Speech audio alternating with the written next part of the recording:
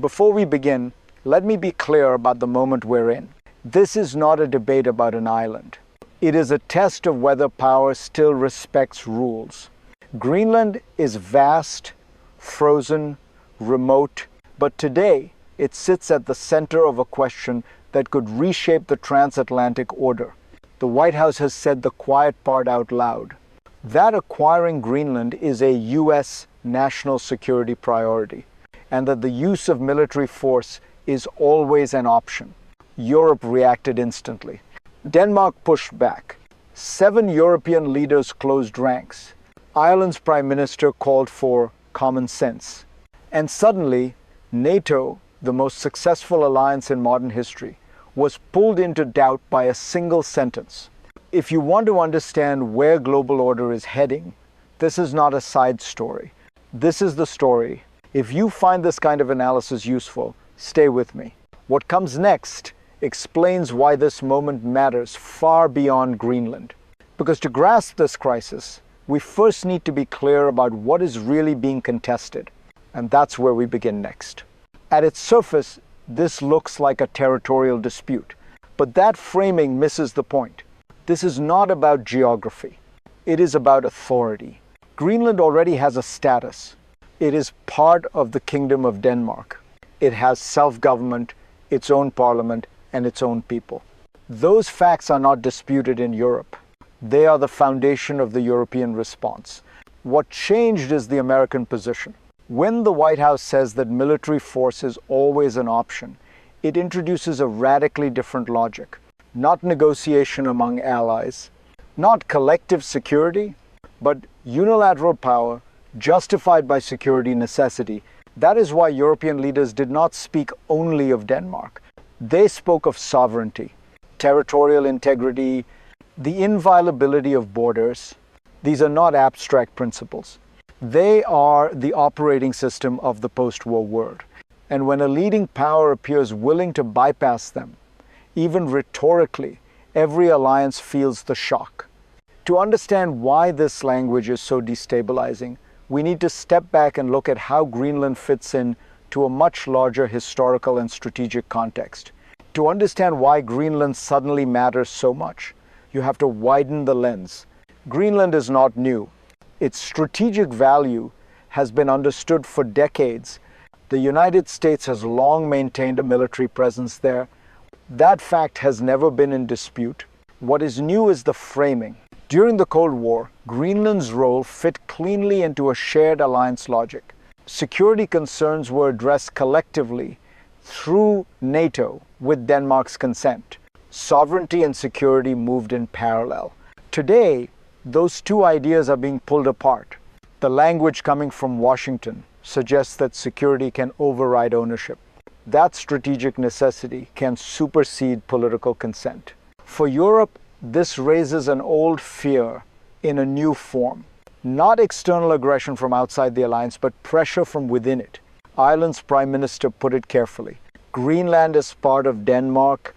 Any military arrangements can be discussed, but sovereignty is not negotiable. That distinction matters because once you blur it, you are no longer managing alliances. You are testing their limits. And that brings us to the first real flashpoint, the moment when rhetoric began to turn into risk. The crisis didn't erupt with troops or missiles. It erupted with language. When the White House stated that the U.S. military was always an option, it crossed an invisible line. Not a legal one, a psychological one. For allies, words matter, because words signal intent. Within hours, Europe responded not with panic, but with coordination. 7 European leaders issued a joint statement, not emotional, not dramatic, just firm. Greenland belongs to its people. Only Denmark and Greenland can decide their relationship. Security in the Arctic must be pursued collectively through NATO. This was diplomacy under stress.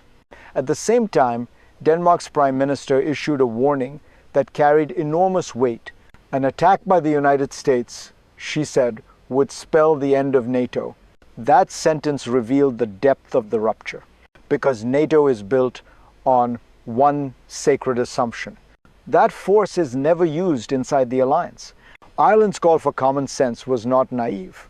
It was a recognition that once escalation logic takes hold, restraint becomes the hardest thing to recover. If this analysis helps you see the stakes more clearly, stay with me, because what looks like a single statement is actually a window into a deeper, hidden mechanism driving this confrontation. Beneath the statements and counterstatements, there is a mechanism at work that is easy to miss.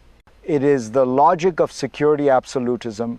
When a nation defines something as a national security priority, it implicitly elevates it above negotiation, compromise, and even alliance norms. Security becomes non-negotiable. And once that happens, every other principle becomes conditional. This is why European leaders keep returning to the same language. Sovereignty, territorial integrity, the inviolability of borders. They are not repeating themselves for emphasis. They are defending a system, because if security claims alone justify territorial change, then no border is truly stable. Not in the Arctic, not anywhere.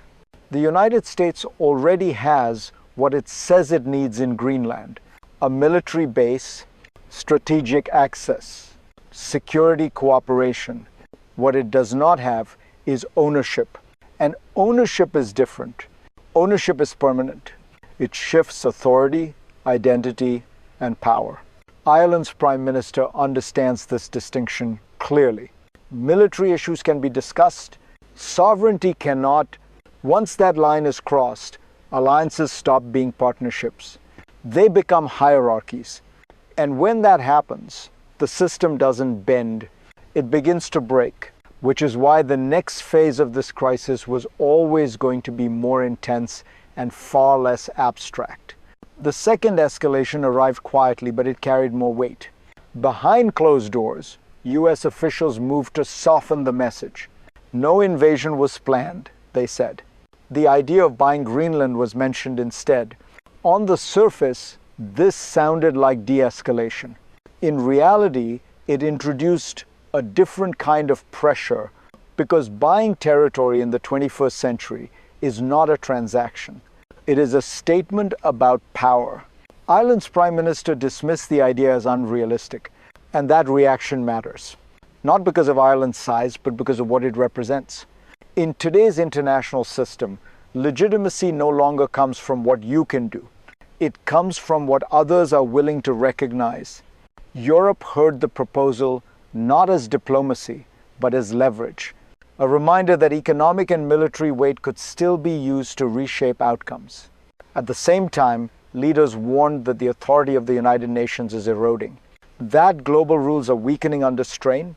This is the real danger point. Not conflict, but normalization. When extraordinary ideas become part of ordinary discussion, the center of gravity shifts. And once that happens, the consequences stop being theoretical. They start to land on real people. Now, let me bring this closer to you, because when sovereignty is questioned at the top, its consequences do not stay there. If you live in Europe, this is about your security guarantees. If you live in a small country, this is about whether rules still protect you. And if you live anywhere in the shadow of great power competition, this is about precedent. Imagine what it feels like to wake up knowing your future is being debated elsewhere, that your homeland is discussed as a strategic asset, that military options are mentioned casually, even if no one intends to use them. For Greenlanders, this is not theory. It is identity. Ireland understands this instinctively. A small nation, a history shaped by power politics, a belief that international law is not idealism, it is survival. That is why calls for common sense carry emotional weight. They are appeals to restraint, to memory, to empathy. If this perspective resonates with you, pause for a moment. Reflect on how fragile stability really is. Because once ordinary people begin to feel expendable in strategic calculations, trust erodes, and trust is the quiet foundation of peace. And that erosion doesn't stop at one island. It travels. What happens in Greenland does not stay in Greenland. This moment is being watched far beyond Europe. by allies, by rivals, by every country that depends on the idea that borders are not bargaining chips. When European leaders invoke the UN Charter, they are not being ceremonial. They are signaling to the world that the rules still matter or must be made to matter. Because if a transatlantic ally can openly discuss altering another ally's territory, even hypothetically, then the entire architecture of restraint weakens. NATO's credibility is at stake here. Not its military strength, its coherence. The alliance was built on collective defense, not internal coercion. Once that line blurs, trust fractures. And fractured alliances invite miscalculation elsewhere. This is why Europe insists Arctic security be handled collectively. Not because it rejects American power, but because it fears a future where power no longer listens. Ireland's broader warning about the erosion of UN authority fits here. When global institutions weaken, power fills the vacuum. And power, unchecked, rarely stops at the first exception. Which brings us to the most important question of all. Where does this go next, and what kind of world emerges from it? From here, three futures emerge. Not predictions, pathways. The first is the best case. Common sense prevails. Rhetoric cools. The United States reaffirms that Arctic security will be handled strictly within NATO frameworks. Sovereignty is respected. Allies move forward, slightly shaken but intact. The second future is quieter and more dangerous. The language remains, no action follows, but the precedent lingers. Security arguments continue to override diplomatic norms. Allies adjust their expectations. Trust thins slowly. This is how systems decay, not through collapse, but through normalization. The third future is the darkest. The erosion accelerates. Institutions weaken further. Unilateral logic spreads. If borders can be questioned here, they can be questioned elsewhere. And once that happens, restraint becomes optional. Ireland's warning about the UN should be taken seriously. Because global order does not disappear overnight. It fades when no one defends it loudly enough. Which future emerges depends less on power and more on choice. And that brings us to the final insight. This moment will not be remembered for what happened in Greenland. It will be remembered for what almost happened and what it revealed. A world where security is invoked without limits is not a safer world. It is a more anxious one. Because when power stops listening, stability becomes fragile. Ireland's call for common sense was not small country rhetoric.